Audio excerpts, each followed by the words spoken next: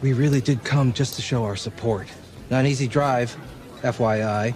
Dr. Cohn says we gotta meet you halfway. Paul, not here. Point is, we're trying. I'm not a boy, Dad.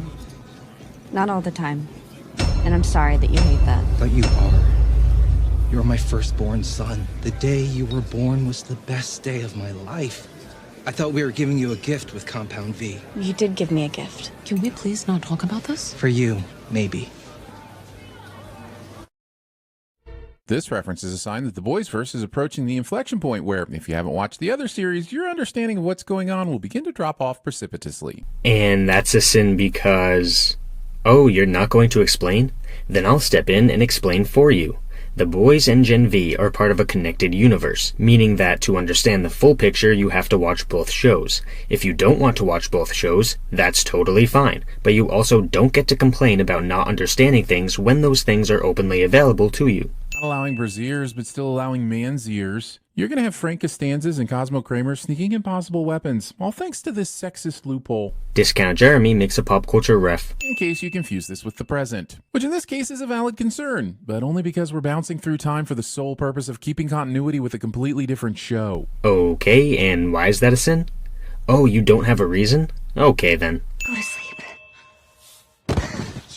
Are you okay? So, was that a dream? Episode thinks that I'm not going to question if what I just watched was an accurate account of what happened, just so the show can use the sleepy time defrag of her memory disk as a plot device to allow for group inception therapy later this season. Why is her dream being an accurate account of past events a mistake of this episode? Jesus, dude, you need to actually explain your claims. Otherwise, you just sound like a religion, expecting people to accept what you say immediately without any good reason. Because it's better ratings if you cry on camera. Making me feel like the asshole for crying in my pillow fort. Making me feel like an asshole for shitting all over you. Butter the ass of every trustee with your tongue. And what do you do when you learn some of the trust? Skip. Mameu sex drama kana. Discount Jeremy still doesn't know what a Deus Ex Machina is.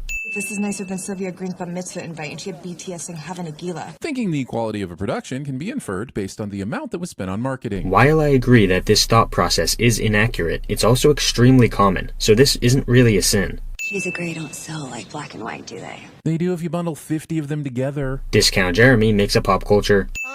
Just a second! Episode has Jordan dual-wielding their voices, raising all sorts of questions about whether this is possible with their powers. Questions this season has no intention of answering. This might just be the single dumbest sin in this entire series. The episode is showing us that Jordan's powers can do this right now. You know how I know that? Because Jordan is doing it in this scene, which means they can do it. Jesus. Also, hypothetically, if Jordan were to change forms mid-mambo, what would happen? Would it be like a sausage inside of a bratwurst situation? And how does Godolkin University not have a whole school dedicated to defining the very nuanced window of what sex could even be considered safe at this school? Asking questions that are completely irrelevant. Got you some Burger, Deep's calamari poppers. Teasing a burger only to reveal calamari. Sinning calamari. That's worth this many sins. Also making me think about the time that Deep popped his calamari inside an octopus. Sinning something from a different show when you're supposed to be sinning this episode from this show. Deepest, bluest, his hand is like a shark's fin. Discount Jeremy makes a pop. This is Courtney Fortney. Courtney, Bo Bortney, Banana, Fana, Fo Fortney, Fee, Fi, Mo Mortney, Courtney. Discount Jeremy tries to sing in a video cliche. Brink always said those aren't the numbers that matter. He's not here anymore. Reminding me that you killed off Lex Luthor in the pilot. Discount Jeremy makes a... I don't know if I can be like this. Just let it happen. This show melts my heart and then makes me laugh until I fart, all in a span of 3 seconds. And damn it, I should be able to watch a show in public without the risk of death by embarrassment. That fake-ass laugh. Also, Discount Jeremy sins something he likes cliche. Everyone's gonna be worshipping Brink and shitting all over Luke, then I at least want to get some Grey Goose out of it. Kate picked a weird time to break into her rendition of the Aristocrats. Discount Jeremy makes... The best tool for the job is obviously a fire poker, so there's some intrigue surrounding the life of this drumstick. And we never get the origin story outlining its rise to fame, struggle with substance abuse, and eventual reunion tour with its formerly estranged bandmates. Boring! But in darkness, stars can truly shine. I think physicists would argue Starshine. Skip. Vodka, the expensive you save for the big swinging Assuming the bartender personally measured. I thought I said skip, goddammit. Brink didn't just hone my skills. He sharpened my mind. He turned me into the curious, intelligent man I am today. If Brink is directly responsible for the Deep's level of intelligence, I think my opinion on his mentoring abilities just plummeted. That's the joke. No, I had powers until my first period.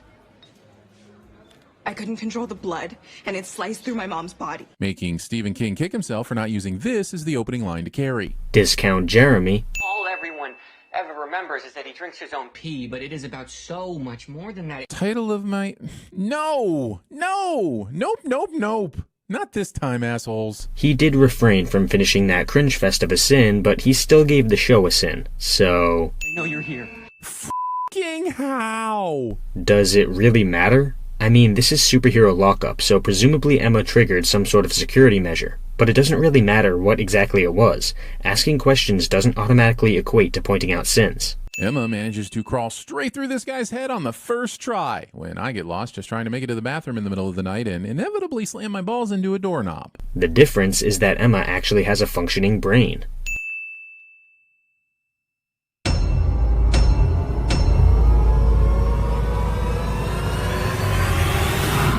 Jesus Christ. That was just a burp.